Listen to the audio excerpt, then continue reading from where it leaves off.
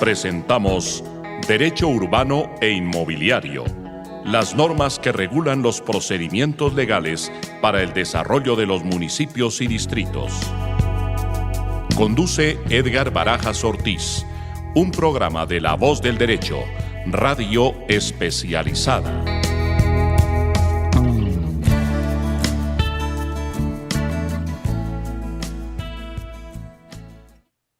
Buen día, queridos oyentes de La Voz del Derecho.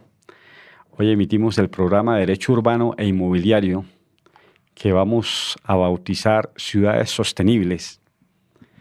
Y tenemos el privilegio de tener en Colombia un invitado especial, el doctor Enrique Viale, quien es un abogado ambientalista egresado de la Universidad de Buenos Aires, docente universitario, fundador de la Asociación Argentina de Abogados Ambientalistas, ha sido impulsor de derechos de la naturaleza e impulsor de la ley de glaciares.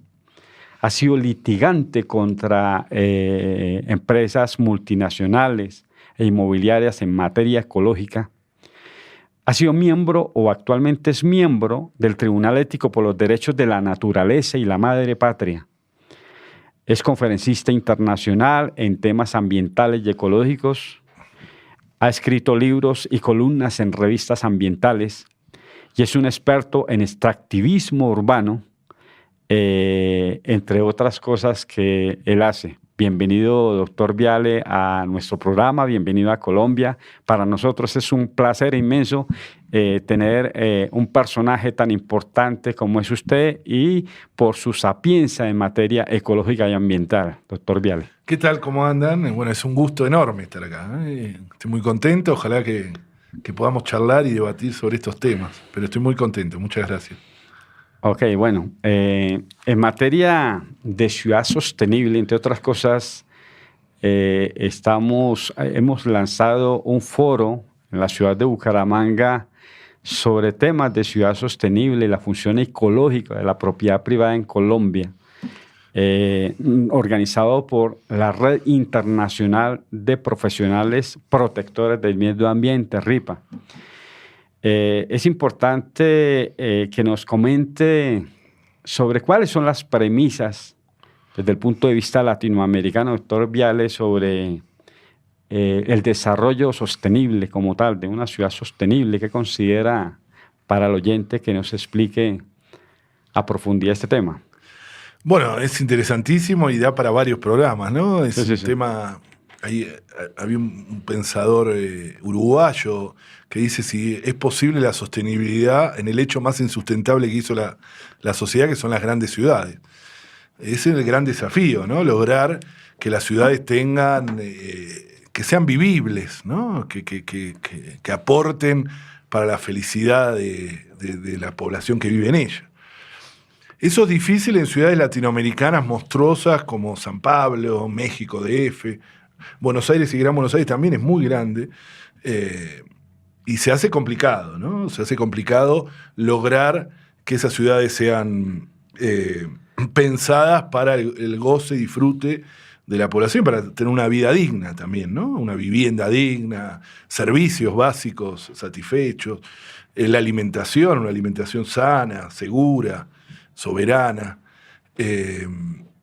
Y uno de los principales desafíos en las ciudades es lograr que sean planificadas desde el interés general y no desde la especulación inmobiliaria. Eso es lo que nosotros hace mucho tiempo venimos peleando y diciendo, ¿no? Las ciudades, por ejemplo la ciudad de Buenos Aires, hace ya más de una década que están dominadas, tanto su poder político, pero también económico, por grandes especuladores inmobiliarios, que son los que terminan definiendo el perfil de ciudad, los que terminan también haciendo el derecho, ¿no? Ya que estamos acá en La Voz del Derecho, porque son los que terminan influyendo en los códigos urbanísticos, en los códigos de edificación, que terminan siendo la medida de los negocios inmobiliarios y no de la felicidad de la población, ni siquiera de garantizar vivienda digna, etcétera, ¿no? Porque la contracara de la especulación inmobiliaria es la emergencia habitacional y la emergencia en espacios verdes, en espacios de disfrute, de goce.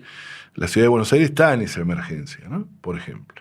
Por eso nosotros hablamos de extractivismo urbano, Y lo decimos porque venimos hace mucho tiempo teniendo bastantes batallas legales en la ciudad de Buenos Aires contra estos desarrolladores inmobiliarios, grandes corporaciones muy poderosas, con mucho dinero y mucho poder político también, no solo económico, con muchas relaciones con el poder político. Y se hace muy difícil, y lo que queríamos mostrar, evidenciar, era que se comportan de la misma manera que se comporta una petrolera en una zona de páramo o una minera en una zona de páramo. Claro. O sea, para que se entienda.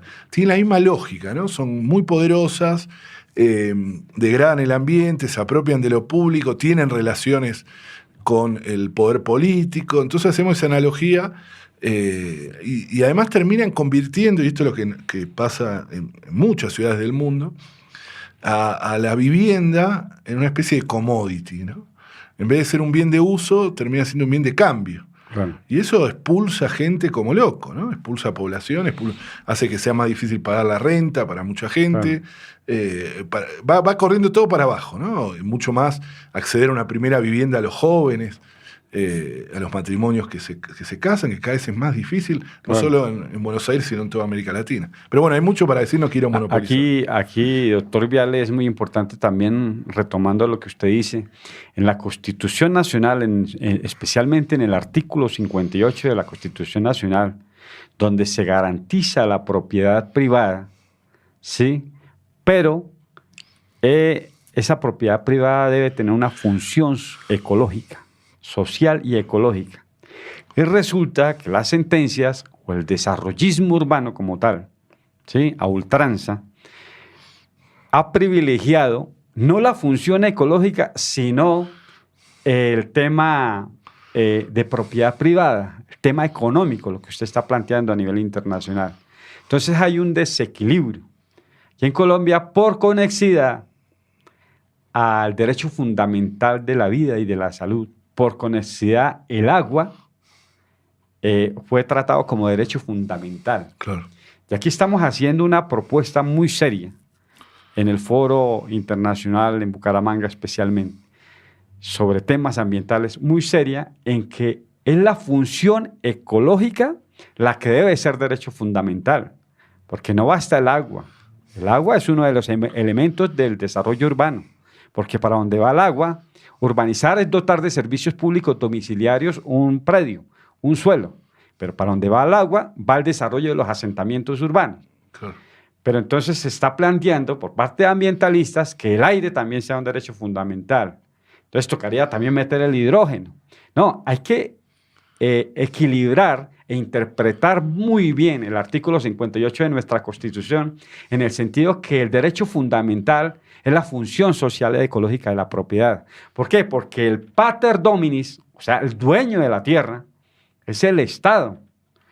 O sea, se privilegia la propiedad privada, pero la propiedad privada supeditada a una función social que tiene esa propiedad privada, en la cual no puede contaminar, no puede, con sus propiedades, el dueño no es dueño absoluto.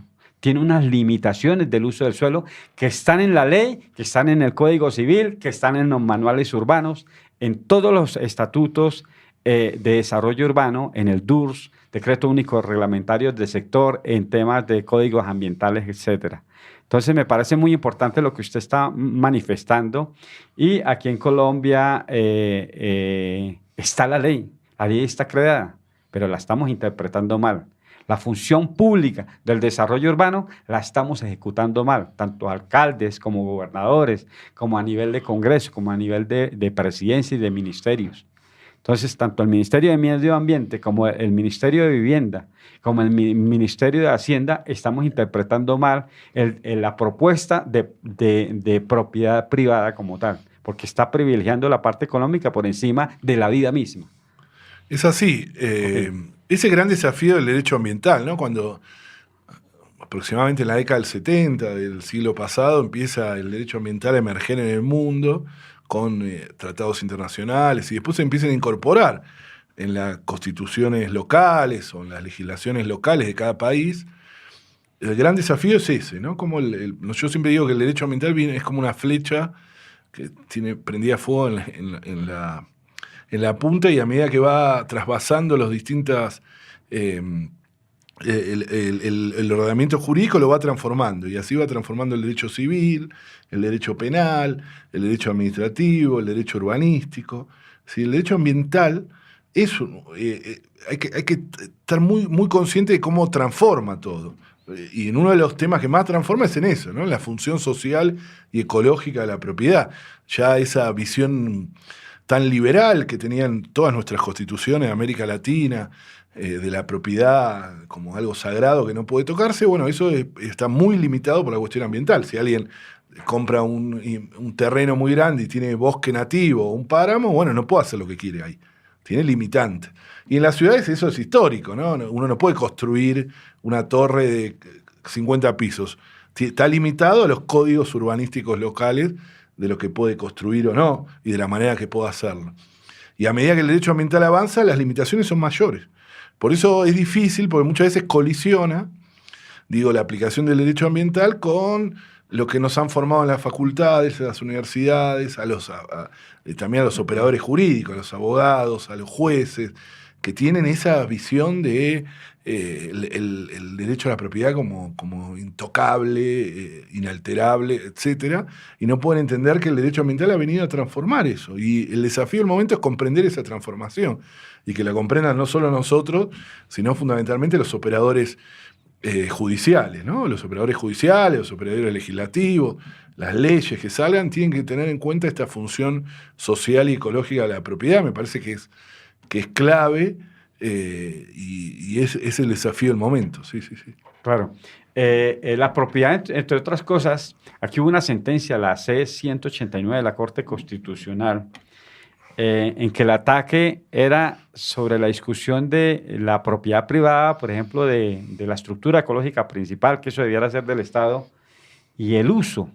Tanto el ataque, que eso además lo hizo un abogado amigo mío, Ludwig Mantilla, como la respuesta, y en esa sentencia, la C-189, con el magistrado Rodrigo Escobar. En esa sentencia se recogió la esencia de la propiedad privada y se recogió los conceptos de función ecológica, pero mal recogidos. ¿Por qué? Porque es que la función ecológica definitivamente debe prevalecer por encima del tema económico. Claro. Y en esa sentencia cometieron tanto el ataque como la parte conceptual jurídica, constitucional, precisamente el artículo 58 que estamos hablando, cometieron ese error. Y es ahí donde se confunde uso con propiedad. Propietario es aquel que tiene el dominio, el uso y el goce de un bien.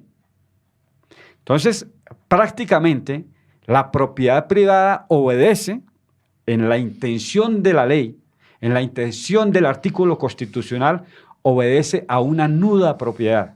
¿Qué es una nuda propiedad? Es una propiedad condicionada. ¿Y condicionada a qué? A lo que la ley dice, lo que usted nos está comentando, doctor Viale, la función ecológica.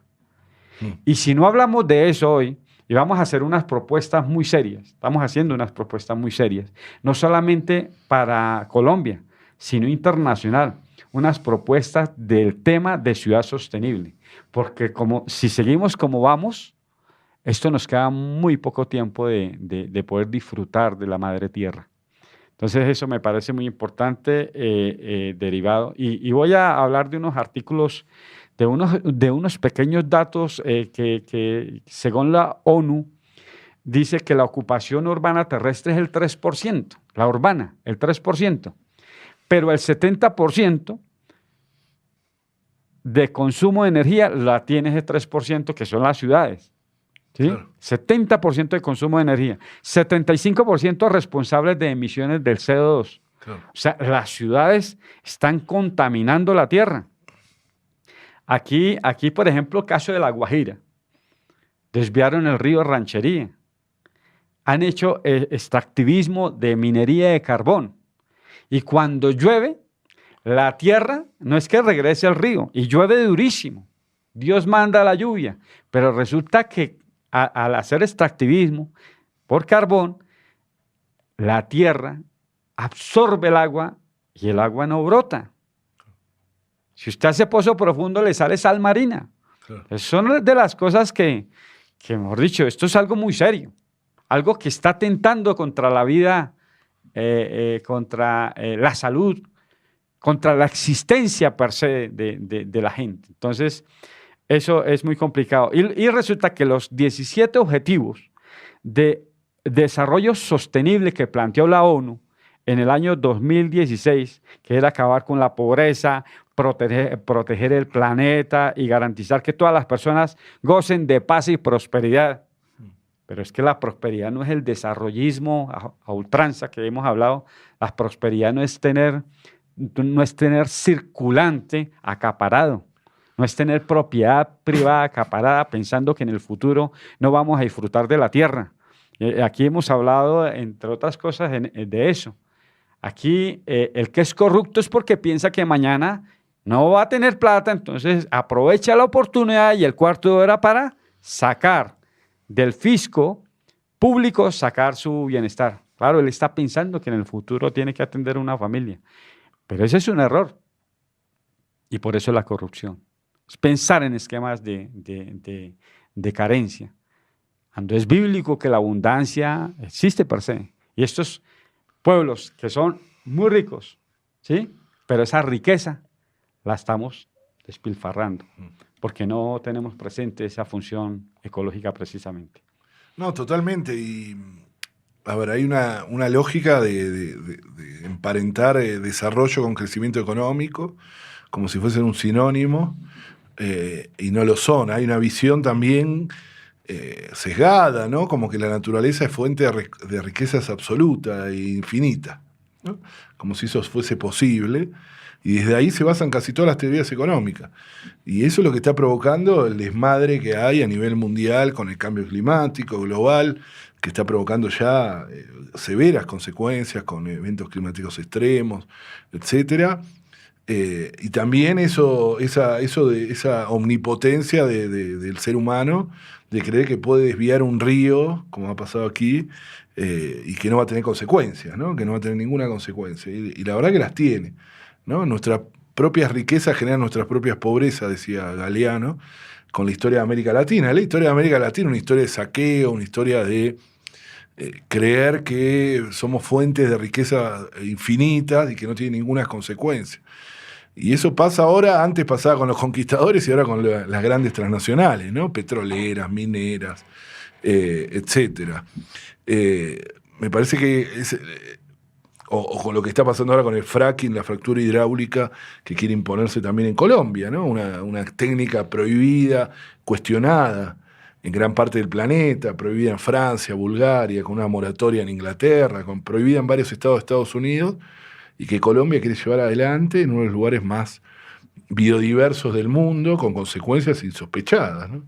Realmente muy, muy complejo, esta técnica nueva que se ha creado, que significa inyectar millones de litros de agua con sustancias tóxicas a la madre tierra, al suelo, provocar esas rupturas, esa fractura, para poder sacar de esa manera esos hidrocarburos que están en compartimentos estancos, que usan muchísimos químicos y que se ha probado su poder contaminante. Pero bueno, seguimos como una carrera ciega, sin darnos cuenta que las consecuencias ya están, ¿no? Terrible. Es terrible, sí. Y hay una visión también en América Latina, nosotros decimos una visión eldoradista, que es El Dorado, esa ciudad que en realidad no existía, pero que todos creíamos que existía, o que todos creían que existía y que estaba llena de riqueza, y que todos buscaban detrás de él, y que nos iba a dar como una especie de magia, o de forma mágica, una riqueza absoluta. Eso pasa permanentemente en el imaginario de América Latina, ¿no? Ahora sí, con esto nos vamos a salvar, ahora sí. En Argentina eso pasa permanentemente, con el fracking nos vamos a salvar, y no pasa, claro. Y no llega nunca y termina convirtiéndose preocupados más por el medio que por el fin. Sí. Y como por el circulante, por el oro. Sí. Un oro que termina en las bóvedas de los bancos suizos, ¿no? Lo sacan del subsuelo de nuestra montaña para terminar en los subsuelos de los bancos suizos. Sí, por eso, pero es posible, yo creo que es posible pensar otras otras formas de relacionarnos con la naturaleza, otras formas de producir, otras formas de perfilar ciudades también, ¿no? Sí. Hay unas premisas para aquí en Colombia que estamos pregonando precisamente a través de fundaciones y de Central Urbana, que es un centro de estudios de desarrollo urbano que yo presido precisamente, para frenar ese desarrollismo salvaje, godarrio. Eso hay que frenarlo y el planteamiento es hacer renovación urbana, ¿sí? Hay barrios que han caído en la obsolescencia. Claro. Eso se puede renovar y se puede reedificar y se puede, con inclusión social, hacer los equipamientos urbanos necesarios. Está el equilibrio entre desarrollo y bienestar, lo que estamos planteando. Claro. Por encima debe estar el bienestar que el desarrollo, o sea, la felicidad. El acceso a servicios públicos domiciliarios. Aquí se construye y después se piensa en los servicios, en las posibilidades de servicios. Absurdo. Y entonces se transgrede mucha norma que se necesita posibilidades, factibilidades y viabilidades de servicios públicos domiciliarios, bien sea para planes parciales, para planes maestros, para planes de renovación urbana y para desarrollo de inmuebles en particular. Está el tema de que hay que reducir definitivamente las emisiones de CO2. Claro. Y vamos a hacer un planteamiento que quiero que el doctor Viale los valide en este momento, pues más allá de lo que se ha planteado por los ambientalistas, de reducir, de reutilizar y de reciclar, que eso es muy importante, que no se hace, eso es una cultura, que hay que hacerlo, pero más allá hay que hacer un decálogo y estamos proponiendo un decálogo de ciudad sostenible. El primero es desestimular el uso del vehículo particular. Eso está, las cifras desde el 2004, con el programa de las Naciones Unidas, en la cual yo tuve la oportunidad, se ha planteado que el uso particular no tiene su razón de ser. Claro, se me vienen todas las multinacionales y las fábricas de carros para atacar este tema, pero definitivamente hay que acabar con ese uso particular. Y sobre todo, si tener carros, si tener cualquier marca que sea, de alta gama incluso, se convirtió en símbolo de riqueza, pasa lo mismo con el oro, ¿cierto? Mientras que la propiedad sea símbolo de bienestar, pues es absurdo. Claro. Ese esquema culturalmente hay que tumbarlo y empezarlo a evadir. La construcción del metro, ¿no? En Bogotá. Exacto. Es transporte masivo. Claro. El masivo debe tener el privilegio. Y sobre todo tipo de transporte multimodal. Si yo no tengo una finca, me sale mucho más económico contratar un transporte público para que me traigan de la finca o para llevar una persona incapacitada. Si fuera todo público o servicio, no la propiedad pública como tal, sino la propiedad, sino el uso y el servicio público. Claro. El tema de la actuación urbanística, entendida actuación, como se lo comentaba doctor Viale, entendida actuación como las obras, las construcciones. Las actuaciones urbanísticas deben tener todo tipo de mitigación ambiental. No sé qué opina de eso. Sí, claro, sí. A ver, que tiene que llevar esa vanguardia de construcción ecológica, que tenga eficiencia energética, utilización de energías renovables, son las construcciones públicas que es como que muestran ese camino, sí, claramente, ¿no? Hay desde arquitectura ecológica hasta eficiencia energética, utilización de energías. Lo otro es todo tipo de acción urbanística, o sea, normas, licencias, permisos, debe aplicar normatividad ecológica con los condicionamientos que eso exige. Y la función pública, que además es una orden constitucional, la función pública del desarrollo urbano debe tener también como premisa la función ecológica, por supuesto. Y en el tema de la distribución equitativa de cargas y beneficios, que es una premisa del desarrollo urbano, porque quiere decir, si yo me beneficio, tengo mi tierra, me beneficio de densidades, no es lo mismo poder construir 2 pisos a poder construir 20. Si yo me beneficio de densidades, en contraprestación de tener unas cargas urbanísticas y tributarias. Eso es fundamental y lo hacen las grandes capitales europeas, no lo vean como la compensación. Pero hay un problema ahí, es el tema de las tasas. Claro. Sobre todo, y le estamos haciendo una crítica muy fuerte al tema de las tasas ambientales. Claro. Es que no por el hecho de que yo pague una tasa Claro. ambiental, tengo derecho a contaminar, tengo Claro. derecho a dañar, tengo derecho a desbaratar Claro. todo un esquema del verdadero desarrollo ecológico. Entonces no hay tasa, no hay plata que compense el daño que yo le estoy haciendo al uso adecuado de la tierra. Eso es fundamental y viola además principios básicos del derecho. Principios incluso anteriores al derecho ambiental, los primeros del derecho romano, que es el no dañar a otro. Si nadie puede dañar a otro. Y con las tasas muchas veces pasa eso, lo que parece una cuestión de justicia, que dice, bueno, por lo menos paga, termina siendo una especie de vía libre para el que tiene dinero puede contaminar, ¿no? Y hace una injusticia muy grande. No se puede dañar el ambiente, es una obligación constitucional, de tratados internacionales, etcétera. El ambiente no puede ser dañado, aún si pagaran muchísimas tasas por eso, ¿no? Correcto. Y lo otro es el tema de planeación de desarrollo rural y el de desarrollo y de protección a la estructura ecológica principal de parques, de cerros orientales, de los pulmones de la tierra. Entonces hay que eliminar los extractivismos. Doctor Viales sabe y es muy fuerte en ese tema de cómo hacer para poder poco a poco eliminar los extractivismos, definiendo este concepto para el oyente que es la extracción minera.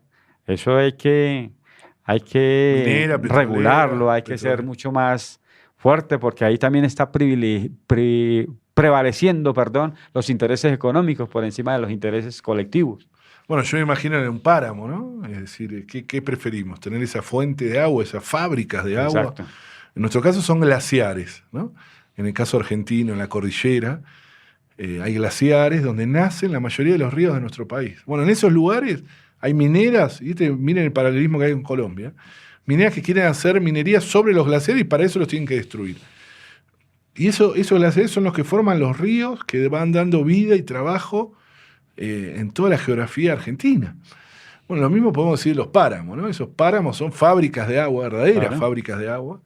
Son lugares. El caso del páramo de Santurbán, pero por supuesto, que le quiere meter minería de oro. Una locura. El tema de extractivismo fuerte. Por una actividad que dura 20 años, que no genera riqueza en la población, que no genera ni siquiera un derrame económico. Son grandes transnacionales que generan algunos puestos de trabajo y nada más, pero ni siquiera son muchos. Vamos a destruir algo que viene dando hace miles de años vida, que permite las producciones locales, las economías regionales. En eso, doctor Viale, y aquí en público lo digo, usted es muy fuerte en materia de litigio ambiental. Esos son los pergaminos, por eso es un privilegio tener aquí en Colombia y que sea aliado nuestro porque se necesita presión social y demandas muy fuertes contra esas transnacionales. No vamos a permitir, por ejemplo, en el caso del Santurbán, que el oro, la extracción del mineral, ¿cierto?, esté por encima de la fábrica de agua. Claro. Es fundamental eso, ¿no? Es la gran lucha. Es una lucha de sentidos igual también en la población. Una lucha de enfrentar espejitos de colores que venden nuevos espejitos de colores que venden estas mineras, ¿no? Que dicen que van a generar. Nosotros tenemos un libro que se llama 15 mitos y realidades de la minería transnacional, que se editó en 5 países. En Colombia tiene una versión, me parece. Y contamos un poco cómo desmontamos justamente los mitos que proponen estas mineras, ¿no? Estas grandes transnacionales mineras que hablan de que venimos a traer desarrollo, trabajo, y contamos lo que ha pasado en América Latina y incluso en África, donde los lugares más pobres de América Latina son los donde hay gran minería, por ejemplo, donde hay minería. La parte del Perú minero más pobre es la parte donde hay minería. En Chile lo mismo, en Argentina lo mismo. Si Argentina tiene una provincia, Catamarca, que tiene un emprendimiento minero muy grande y es una de las provincias más pobres de Argentina. Y eso que está hace más de 20 años el emprendimiento, donde esa riqueza dijeron que iban a traer. Y es fundamental, ¿no? Romper con los extractivismos en América Latina no es fácil por esa, que decía yo, la visión eldoradista que hay, ¿no? Claro. Que es fácil de alentarnos a la población, decir, bueno, ahora sí, con esto nos vamos a salvar, ahora sí. Ahora con esto, con este emprendimiento, y la verdad que nunca llega, ¿no? Es como una especie de fantasma que hay que romper. Y bueno, es una lucha de sentido, una lucha también muchas veces judicial en el momento oportuno, pero no siempre se arregla judicialmente. Generalmente también se arregla con la gente en las calles, defendiendo sus derechos, defendiendo su agua, ¿no? En Argentina nació esa frase tan conocida, el agua vale más que el oro, ¿no? Claro. Esa mundial. Se ha hecho mundial y es muy interesante, ¿no? Porque muestra el valor, ¿no? No dice cuesta, sino que vale más que el oro. El oro además es una construcción ficticia del ser humano, etcétera, de su valor. Un imaginario. Es una maravilla, increíble, increíble. Tenemos el museo acá del oro en Bogotá, ¿no? Sí, sí. Casi el 90% del oro que se extrae actualmente termina como reserva de valor, sí, o joyería. Es decir, para ninguna utilidad real. Y menos del 10% tiene alguna utilidad que con el oro que ya está expuesto en el mundo, porque uno dice, bueno, la medicina se usa. Con el oro que ya está expuesto en el mundo hay más para 500 años de esos usos. De usos medicinales o en las computadoras que tienen. Incluso haciendo lo que se llama, que se está haciendo en muchos lados, una especie de minería sobre los elementos electrónicos ya existentes, que ustedes saben que tienen poco nivel. Este micrófono o esa computadora tiene muchos minerales que pueden ser reutilizados, ¿no? Ok, doctor Viale, le agradecemos mucho su participación. Ya para cerrar el programa de hoy, ha sido muy interesante sus apreciaciones sobre el tema ecológico y ambiental.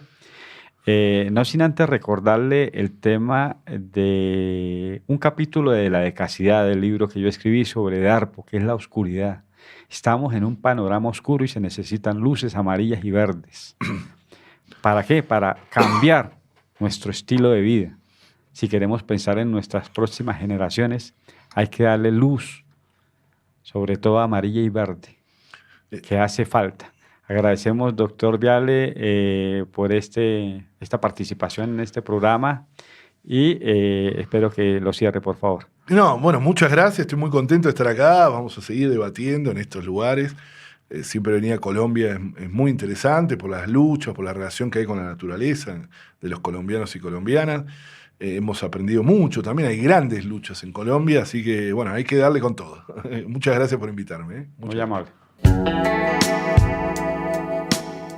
Han escuchado Derecho Urbano e Inmobiliario, las normas que regulan los procedimientos legales para el desarrollo de los municipios y distritos. Condujo Edgar Barajas Ortiz, un programa de La Voz del Derecho, radio especializada.